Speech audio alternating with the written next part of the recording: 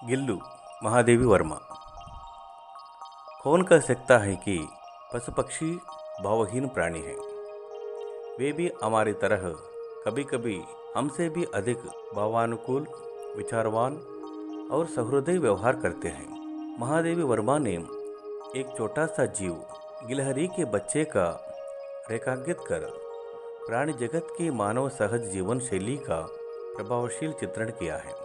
आज के संदर्भ में जहां मानव के स्वार्थ के कारण पशु पक्षी की जातियां लुप्त होती जा रही है, वहां महादेवी वर्मा जी का यह संस्मरण उनकी रक्षा करने और उनके प्रति प्रेम भाव जगाने की दिशा में एक सार्थक प्रयत्न सिद्ध होता है। इस पाठ से स्नेह भाव तथा प्राण दया की सीख मिलती है। पशु पक्षियों के स्वभाव और उनकी जीवन शैली के साथ साथ उनके प्रति महादेवी वर्मा के प्रेम से बच्चे परिचित होते हैं। अचानक एक दिन सवेरे कमरे से बरामदे में आकर मैंने देखा दो कौवे एक गमले के चारों ओर चोंचों से चुवा चुवाउल जैसा खेल खेल रहे हैं। यह काकभुषुंडी भी विचित्र पक्षी है। काकभुषुंडी का मतलब है, पौराणिक गाथाओं में कौवे को पक्षियों के गुरु मानते हैं। एक साथ समादरित, अनादरित, अति सम्मानित, अति अवमानित। हमारे बेचारा पुरके ना गरुड़ के रूप में आ सकते हैं, ना मयूर के, ना हंस के।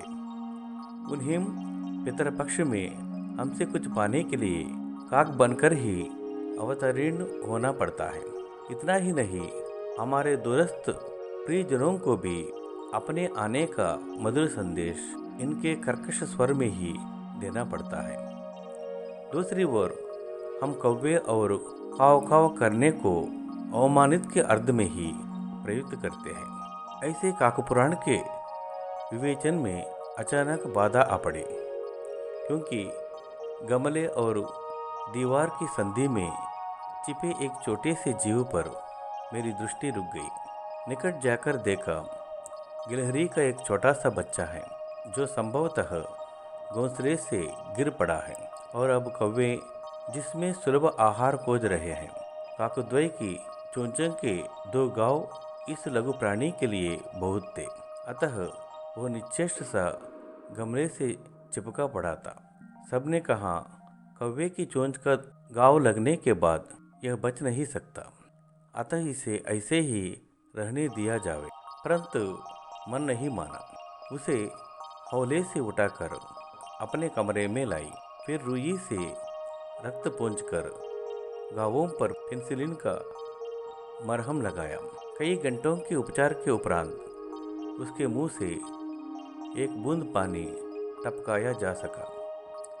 तीसरे दिन वो इतना अच्छा और आश्वस्त हो गया कि मेरी उंगली अपने दो नन्हे पंजों से पकड़कर नीले कांच के मोतियों जैसी आंखों से इधर उधर देखने लगा। 3-4 मास में उसके स्निग्ध रोयम, जब्बेदार पूंछ और चंचल चमकीली आंखें सबको विस्मित करने लगी। हम उसे गिल्लू कहकर बुलाने लगे। मैंने फूल रखने की एक हल्की डलिया में रुई बिछाकर उसे तार से खिड़की पर लटका दिया। 2 वर्ष वहीं गिल्लू का घर रहा। वह स्वयं हिलाकर अपने घर में झूलता और अपनी कांच के मनकों सी आंखों से कमरे के भीतर और खिड़की से बाहर ना जाने क्या देखता समझता रहता था। परंतु उसकी समझदारी और कार्यकलाप पर सबको आश्चर्य होता था। जब मैं लिखने बैठती तब अपनी ओर मेरा ध्यान आकर्षित करने की उसे इतनी तीव्र इच्छा होती थी कि उसने एक अच्छा उपाय खोज निकाला। वो मेरे पैर तक आकर सर से पर्दे पर चढ़ जाता और फिर उसी तेजी से उतरता। उसका यह दौड़ने का क्रम तब तक चलता जब तक मैं उसे पकड़ने के लिए ना उड़ती। कभी मैं गिल्लू को पकड़कर एक लंबे लिफाफे में इस प्रकार रख देती थी कि उसके अगले 2 पंजों और सिर के अतिरिक्त सारा लघु गात लिफाफे के भीतर बंद रहता। इस अद्भुत स्थिति में कभी कभी घंटों मेज पर दीवार के सहारे खड़े रहकर वह अपनी चमकीले आंखों से मेरा कार्यकलाप देखा करता था। भूख लगने पर चिक चिक करके मानो वो मुझे सूचना देता और काजू या बिस्किट मिल जाने पर उसी स्थिति में लिफाफे से बाहर वाले पंजों से पकड़कर उसे कुतरता रहता। फिर गिल्लू के जीवन का प्रथम बसंत आया। बाहर की गिलहरियाँ खिड़की की जाली के पास आकर चिक चिक करके ना जाने क्या कहने लगी। गिल्लू को जाली के पास बैठकर अपनेपन से बाहर झांकने देखकर मुझे लगा कि इसे मुक्त करना आवश्यक है। मैंने कीले निकालकर जाली का एक कोना खोल दिया। इस मार्ग से गिल्लू ने बाहर जाने पर सचमुच ही मुक्ति की सांस ली। इतने छोटे जीव को घर में पले कुत्ते बिल्लियों से बचाना भी एक समस्या ही थी। मेरे कमरे से बाहर जाने पर वह भी खिड़की की खुली जाली की राह से बाहर चला जाता और दिन भर गिलहरियों के झुंड का नेता बना हर डाल पर उछलता कूदता रहता और ठीक 4 बजे वह खिड़की से भीतर आकर अपने झूल में झूलने लगता। मुझे चौंकाने की इच्छा उसमें ना जाने कब और कैसे उत्पन्न हो गई थी। कभी फूलदान के फूलों में छिप जाता, कभी पर्दे की चुन्नट में और कभी सोनजुली की पत्तियों में। मेरे पास बहुत से पशु पक्षी हैं और उनका मुझसे लगाव भी कम नहीं है, परंतु उनमें से किसी को मेरे साथ मेरी तालीम में खाने की हिम्मत हुई है ऐसा मुझे स्मरण नहीं आता। गिल्लू इनसे अपवाद था।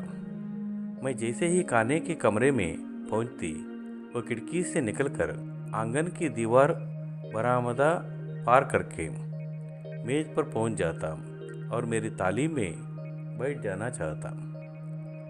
बड़ी कठिनाई से मैंने उसे ताली के पास बैठना सिखाया, जहां बैठकर वो मेरी ताली में से एक एक चावल उठाकर बड़ी सफाई से खाता रहा।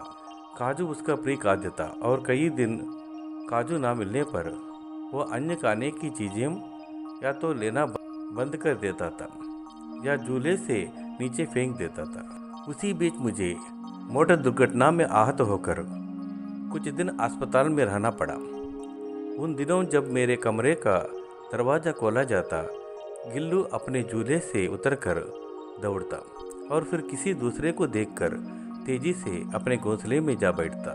सब उसे काजू दे जाते, परंतु अस्पताल से लौटकर जब मैंने उसके झूल की सफाई की तो उसमें काजू भरे मिले, जिनसे ज्ञात होता था कि वो उन दिनों अपना प्रिय खाद्य कितना कम खाता रहा।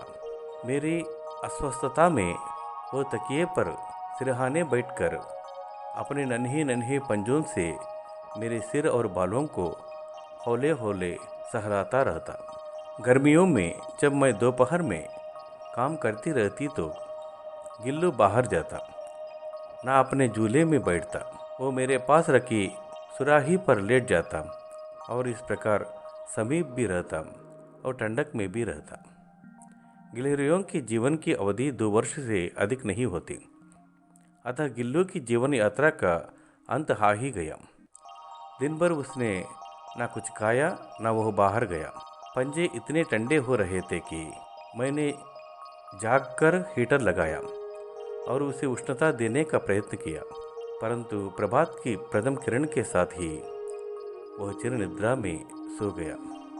उसका झूला उतार कर रख दिया गया है और खिड़की की जाली बंद कर दी गई है, परंतु गिलहरियों की नई पीढ़ी जाली के ऊपर चिकचिक करती ही रहती है और सोनजूही खिलती ही रहती है। सोनजूही की लता के नीचे गिल्लू की समाधि है, इसलिए भी कि उसे वह लता सबसे अधिक प्रिय थी। इसलिए भी कि उस लघुघात का किसी वासंती दिन जूही के पीतांबर छोटे फूल के रूप में खिल जाने का विश्वास मुझे संतोष देता है। कितना मार्मिक चित्रण है पशु पक्षियों के प्रति महादेव वर्मा जी की। धन्यवाद।